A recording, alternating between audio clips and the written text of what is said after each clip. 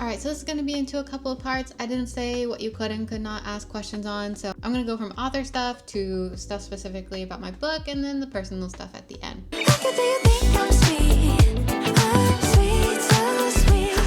So one of the first questions is how long I've been writing for. I've been writing for over 4 years now, or just about 4 years. I published my first book in 2021. It is no longer available because it just didn't fit my vibe. I didn't know much about self-publishing. I didn't know enough about writing. It's just not my brand. So I went ahead and unpublished it, but I started in 2021. I started during the pandemic. I was working from home. I had nothing to do outside of work, and so I desperately needed a hobby. I got back into reading again, and that kind of pushed me to get back into writing again. Someone on YouTube asked what music I listen to when I write. So I'm actually really bad at remembering song titles and remembering just like songs in general. So I typically watch those like curated playlists on YouTube, and I'll put that in the background and just listen to it. If I really like one, I'll put it on a loop in the background and just listen to it as I write.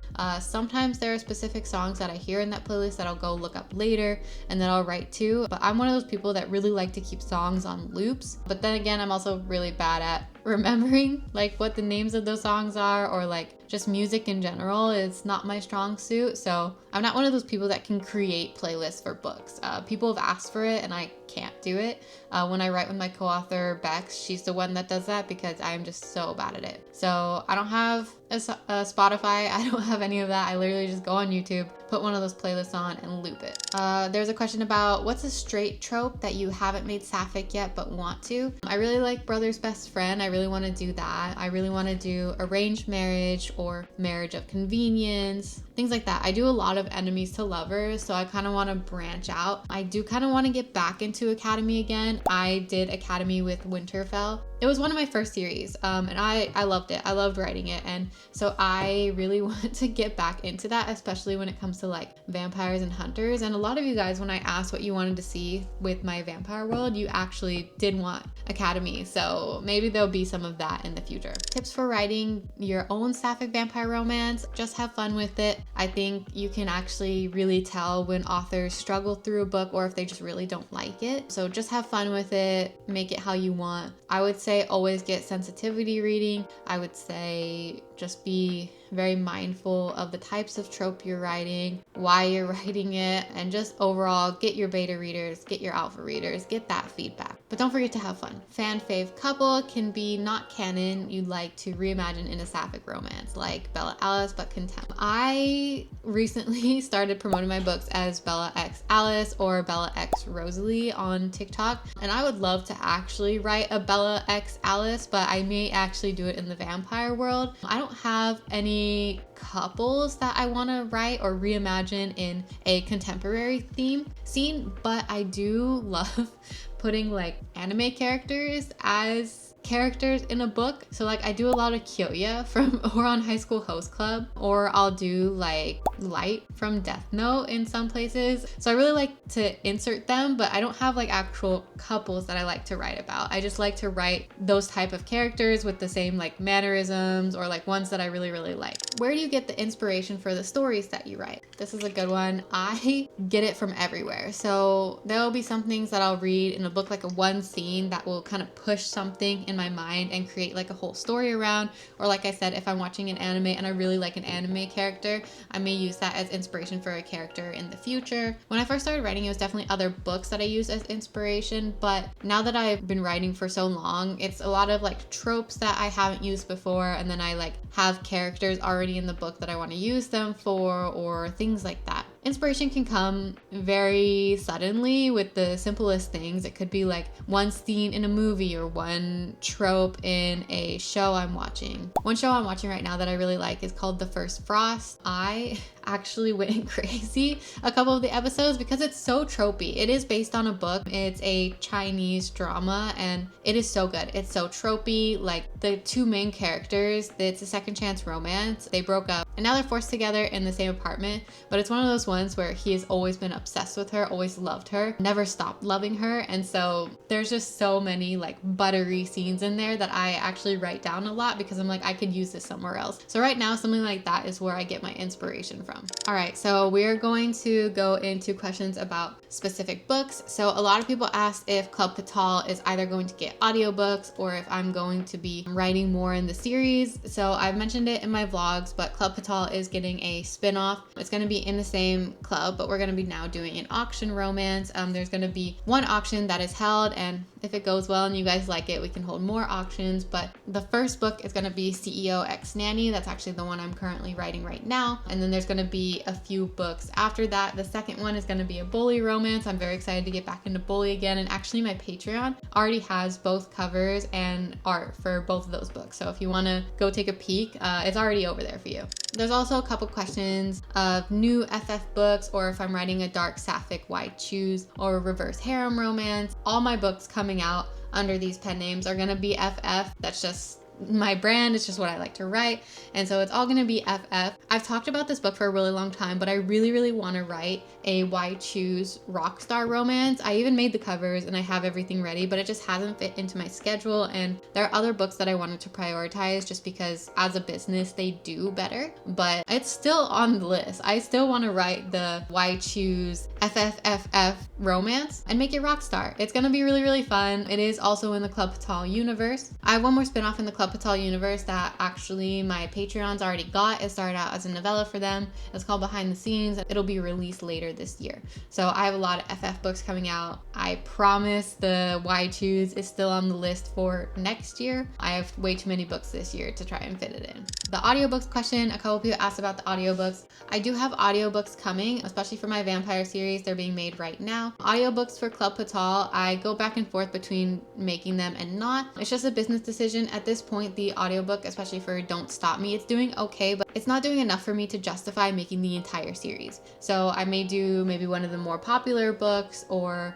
I may just eat the costs and make them and wait for them to be paid out. I haven't really decided yet. That's why none of them have come yet. One other question, will you write more dom, mask, and sub femme? Yeah, especially in this new Club Patal auction universe, there's gonna be a lot of that. It's just, I like writing it, so I'm gonna put it in there. How long do you have to wait for Boundless Vengeance? So for those of you who don't know, that is going to be the third book in the Blood Royale series. I did release the title at the end of book 2. I didn't release it anywhere else, but I guess now you know it's called Boundless Vengeance. It is slotted for next year. So for these this series specifically, I'm going to be doing one a year. So what I'm trying to do is I am trying to write my books in advance and have them ready to be published at least a few months in advance. So I'm trying to get all the ones that are ready for this year written right now, pretty much, or at least early in the year. And then towards the end of the year, I'm going to focus on Boundless Vengeance and I'm going to release it early next year. But one thing that I can tell you is that I am going to be focusing a lot on the vampire universe next year. So we're going to have Boundless Vengeance next year, but I can promise you that there's going to be more than one vampire release next year. Another question, will we learn why vampire hunter is treated as a slur in Eternal Captive but not Bloodbound? So Bloodbound is way in the past compared to Eternal Captive. Eternal Captive is far in the future. And so what ends up happening is everything that happened in Bloodbound kind of changes the world in Eternal Captive. And so we saw how the Order treated their hunters. We saw what the hunters did to the society. And then at the end, spoiler if you don't want to get spoiled for Bloodbound, but the disintegration of the Order. And so that's why in Eternal Captive and the Blood Royale universe, hunter is a bad word. Hunter, they don't like hunters. We know what they did. They were really messed up. And so no one likes hunters. And that's why also Vesper's organization, which is the Hunter Society, they just kind of went underground and they're more secretive because of everything that happened and because of everything that blew up. That's why everything surrounding Vesper and the Order is more secretive. And it is something that I plan to go into in book 3, and also to introduce more of the Order or the organization for the following books. But yeah, everything that happened in Bloodbound makes it so in the future people hate hunters.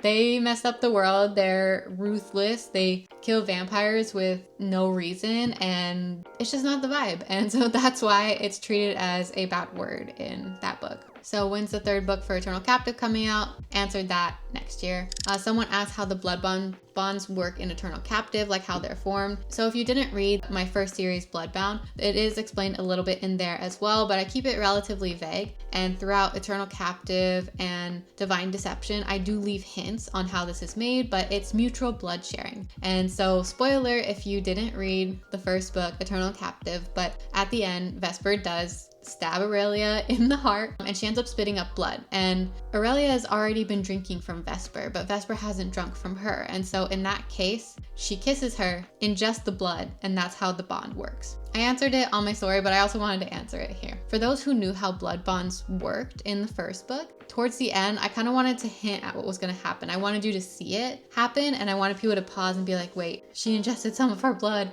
And so when the second book came, I wanted you to kind of put the puzzle pieces together. And so a lot of people did, some people didn't, so don't feel bad if you didn't get how the blood bond worked. And some other things, this one's kind of book related, but I wanted to put it at the end. The question is, I want to read Divine Deception, but really don't enjoy the threesome thing. What should I do? Don't read it.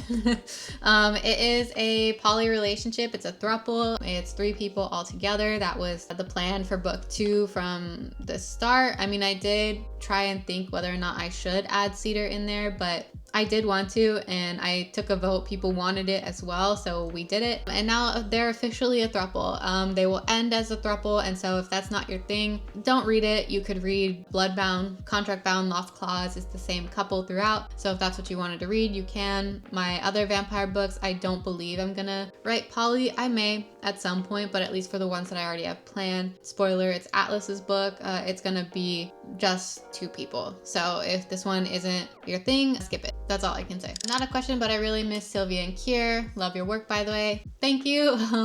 A lot of people miss them. I am playing around with bringing them a little bit into book 3. We'll see. I don't know. It's been a very long time, so if they are still alive, in my mind, they are still alive, but it's been a really long time, so I don't know really how I want to do this. How long have I been married? I have been married for 10 years. A long time. I've been married a really long time. I've been with my partner for a really long time. Some people are still actually surprised when I say I have a partner.